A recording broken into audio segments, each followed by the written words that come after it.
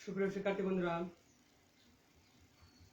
তোমাদেরকে জানাচ্ছি অনলাইনে ক্লাসের পক্ষ থেকে আন্তরিক শুভেচ্ছা অভিনন্দন।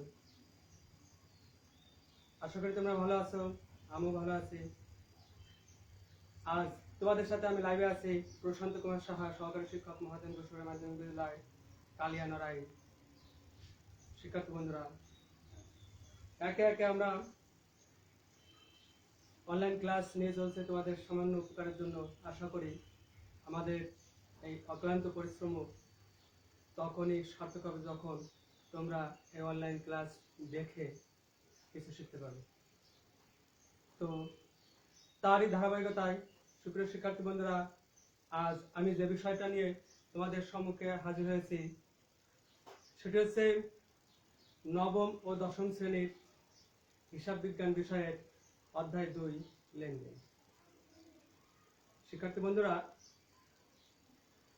আমরা যখন ব্যবসা প্রতিষ্ঠান পরিচালনা করব বা যারা করেন তারা সবসময় একটা জিনিস মাথায় রাখেন, অর্থাৎ আমাদের কারবারের কি পরিমাণ আয় হচ্ছে, কি পরিমাণ ব্যয় হচ্ছে, কি পরিমাণ দায় দেনা আছে এবং আমরা আমাদের কি পরিমাণ সম্পদ ও সম্পত্তি আছে। শিক্ষার্থী বন্ধুরা, এই সব কিছুর একটা সমন্বয় সাধন করা প্রয়োজন হয়ে পড়ে।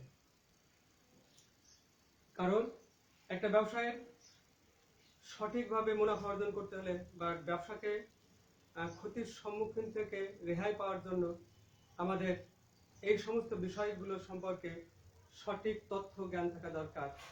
আর এর মধ্যে আমাদের যে সমন্বয় সাধন করা হয় সেটাকে কি বলে শিক্ষার্থী বন্ধুরা? সেটাকে বলা হয় হিসাব সমীকরণ। তো আজকের আলোচ্য বিষয় হচ্ছে হিসাব সমীকরণ।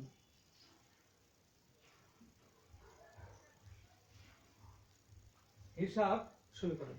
সুপ্রিয় শিক্ষার্থী বন্ধুরা, আমাদের কারবারের কি পরিমাণ সম্পদ, কি পরিমাণ দায় দেনা এবং কি পরিমাণ মালিকানা সত্ত্ব আছে তা যে হিসাবের মাধ্যমে আমরা প্রকাশ করে থাকি তাকে বলা হচ্ছে হিসাব সমীকরণ। আমি আরেকবার বলি, আমাদের কারবারের দায়ের পরিমাণ, সম্পদের পরিমাণ এবং মালিকানা সত্ত্বের পরিমাণ আমরা যে সমীকরণের মাধ্যমে প্রকাশ করে থাকি তাকে বলা হচ্ছে হিসাব সমীকরণ। সমীকরণ শব্দের অর্থ সমীকরণ শব্দের অর্থ সমান করা, অর্থাৎ একটা কারবার তখনই ডিফল্টার থেকে রেহাই পাবে যখন আমাদের হিসাব অর্থাৎ যাবতীয় সম্পদ এবং দায় দেনা মালিকানা সত্ত্বের হিসাব সমান হয়। অর্থাৎ আমার যদি 1 টাকা কারবারের আয় হয় বা 1 টাকা কারবারের সম্পদ থাকে, আমি সর্বোচ্চ 1 টাকা পরিমাণ সমপরিমাণ ব্যয় করতে পারবো। যখনই কারবারের আয়ের থেকে ব্যয়ের পরিমাণ বেশি হবে, সুপ্রিয় শিক্ষার্থী বন্ধুরা, আমরা সবাই জানি তখনই আমরা ব্যবসায়ের কি হবে, ক্ষতির সম্মুখীন হবে। তো আমাদের হিসাব সমীকরণটা হচ্ছে A equal to L plus E।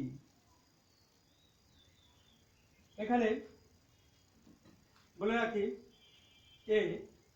এটা হচ্ছে অ্যাসেট অর্থাৎ সম্পদ ও সম্পত্তি সমূহ।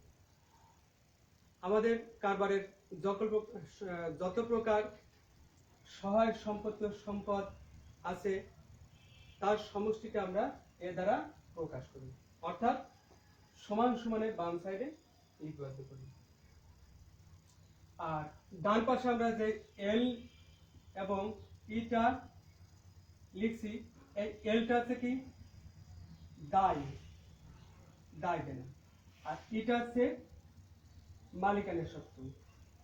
মালিকানা সত্ত্ব। অর্থাৎ দায় বলতে আমাদের কারবারে বা আমাদের কাছে যে প্রতিষ্ঠান বা ব্যক্তি টাকা পাবে সেটা হচ্ছে দায়। মালিকানা সত্ত্ব মালিকের সত্ত্বাধিকার, অর্থাৎ একটা কারবারের মালিক যে পরিমাণ মূলধন বিনিয়োগ করে এবং আয় ব্যয় ও উত্তোলন এর সমষ্টিকে আমাদের কি বলা হচ্ছে মালিকানা সত্ত্ব। অর্থাৎ কারবার তার কৃত্রিম ব্যক্তি সত্তার অধিকারী, অর্থাৎ কারবার নিজস্ব সত্তা নিয়ে চলে। এখানে মালিকানা সত্ত্ব কারবারে মালিক অর্থ বিনিয়োগ করে, কিন্তু সেই অর্থ প্রকৃতপক্ষে মালিকের, এজন্য ওই অর্থটাকে বলা হচ্ছে মালিকানা সত্ত্ব। তো একটা হিসাব সমীকরণের আমরা দেখলাম কয়টি উপাদান নিয়ে হিসাব সমীকরণ গঠিত, আমাদের তিনটি উপাদান নিয়ে, তিনটি উপাদান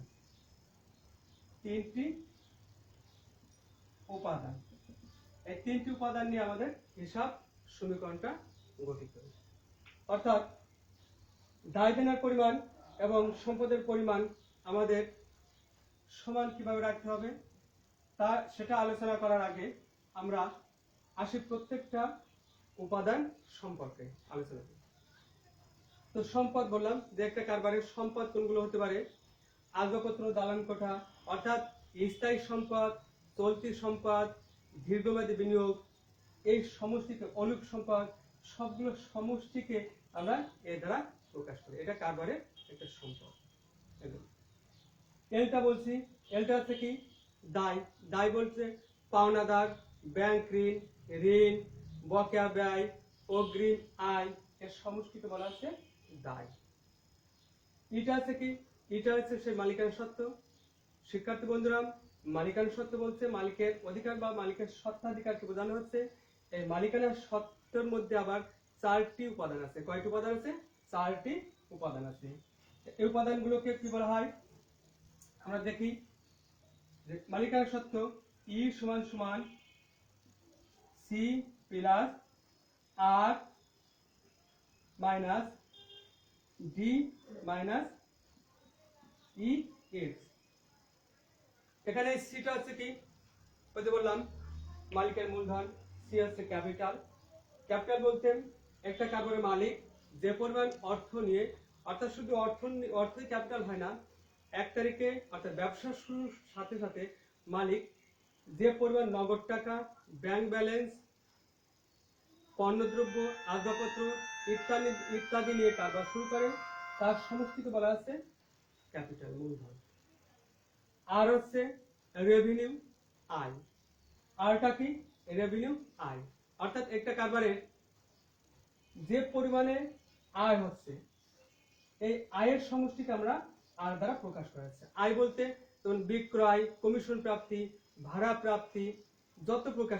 সুপ্রিয় শিক্ষার্থী বন্ধুরা, আমরা এন্ট্রি অর্থাৎ পয়েন্ট বা হিসাব দেখলে আমরা বুঝবো যে এটা আয় না এটা ব্যয় না এটা দায় না এটা সম্পদ। আমরা এর আগের ক্লাসে সুস্পষ্টভাবে হিসাব সম্পর্কে বা এই সম্পর্কে তোমাদের সম্যক সঠিক ধারণা দিয়েছি। তো আমরা কি বললাম যে আয়টা হচ্ছে কি রেভিনিউ। রেভিনিউ অর্থ হচ্ছে আয়। আয়টা হচ্ছে কি একটা কারবারের কি পরিমাণ আয় অর্থ প্রাপ্তি করছে তার সমষ্টি আছে রেভিনিউ। ডি, ডি হচ্ছে ড্রোন, উত্তোলন। অর্থাৎ একটা কারবারের মালিক তার কারবার থেকে কি পরিমাণ নগদ বা পণ্য উত্তোলন করছে তার সমষ্টি বলা হচ্ছে উত্তোলন, অর্থাৎ ডি।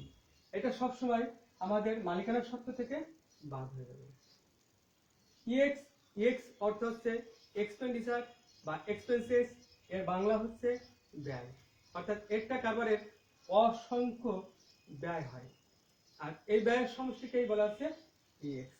অর্থাৎ কোন ধরনের, যেমন পণ্য ক্রয়, কমিশন প্রদান, ভাড়া, বেতন ইত্যাদি ইত্যাদি অসংখ্য ব্যয় হয়। সুপ্রিয় শিক্ষার্থী বন্ধুরা, আমরা হিসাবগুলো দেখলে সুস্পষ্ট আমাদের ধারণা আসবে যে কোনটা ক্যাপিটাল, কোনটা আর রেভিনিউ, কোনটা ডি ড্রোন, কোনটা ইএক্স। তো আমরা কি শিখলাম? আমরা শিখলাম যে হিসাব সমীকরণের যে তিনটি উপাদান, এই তিনটি উপাদান কি? A equal to L plus E, L plus E. আমাদের হিসাব সমীকরণে এই তিনটি উপাদানের উপর ভিত্তি করে আমাদের যাবতীয় হিসাব নিকাশ করতে হয়। অর্থাৎ এই পাশে যদি 10 টাকা থাকে, এই দুটো দ্বারাই এই পাশটায়ও 10 টাকা থাকতে হবে। এর পরবর্তী ক্লাসে আমরা দেখাবো যে কিভাবে হিসাব সমীকরণের প্রভাব হয়। অর্থাৎ এখানে টাকা যোগ হলে এখানে কোথায় কোথায় যোগ বা বিয়োগ হয়, এটা পরবর্তী ক্লাসে আমি তোমাদের শেখাবো। জাস্ট আজকের ক্লাসে তোমরা হিসাব সমীকরণ সম্পর্কে সুস্পষ্ট ধারণা লাভ করবে। আগামী ক্লাসে তোমাদেরকে সে অঙ্কর দিকে ধাবিত করবে। তো আমরা সুপ্রিয় শিক্ষার্থী বন্ধুরা, আমরা কি শিখলাম? হিসাব সমীকরণটা কি? হিসাব সমীকরণের কয়টি উপাদান থাকে? 3টি উপাদান থাকে। কি কি? a = l + e। এটাকে কাকে, এই এটার অর্থ কি এবং এর মধ্যে কি কি জিনিস আছে? এলটার অর্থ কি? এল এর মধ্যে কি কি জিনিস আছে? এবং ই এর অর্থ কি? ই এর মধ্যে কি কি জিনিস আছে? এবং ই কে আমরা যখন ভাঙাইলাম তখন এই ই এর মধ্যে যে 4টি উপাদান, প্রত্যেকটা উপাদান সম্পর্কে কিন্তু আমরা সুস্পষ্ট জ্ঞান লাভ করতে পারি। সুপ্রিয় শিক্ষার্থী বন্ধুরা, আজ এ পর্যন্ত শেষ করছি। তোমাদেরকে ছোট্ট একটা বাড়ি কাজ দিই। বাড়ি কাজটা হচ্ছে, তোমরা যার যার বইতে 113 পেজ, হিসাব বিজ্ঞান বইয়ের 13 পেজের শেষের দিকে, অর্থাৎ 1 থেকে 5 সম্পদ বৃদ্ধি পেলে দায় বা মালিকানার সাথে কি হয়, তোমরা এই জিনিসটা একটু মুখস্থ করবে। কেন মুখস্থ করবে? এই 1 থেকে 5 এই জিনিসটা মুখস্থ করলে আমি পরবর্তী যে ক্লাসগুলো নেব, ক্লাসটি নেব, সেই ক্লাসটার সম্পর্কে আরো বেশি তোমরা ধারণা লাভ করতে পারবে। তো সুপ্রিয় শিক্ষার্থী বন্ধুরা, তোমরা ভালো থাকো, সুস্থ থাকো, নিরাপদে থাকো এবং সমান দূরত্ব বজায় রেখে চলাফেরা করো। তো আজ এখানেই আমার অনলাইন ক্লাস শেষ করছি। সবাইকে আবারও শুভেচ্ছা, অভিনন্দন এবং আমার ক্লাসে আসার জন্য আমন্ত্রণ জানিয়ে শেষ করছি। সবাইকে ধন্যবাদ।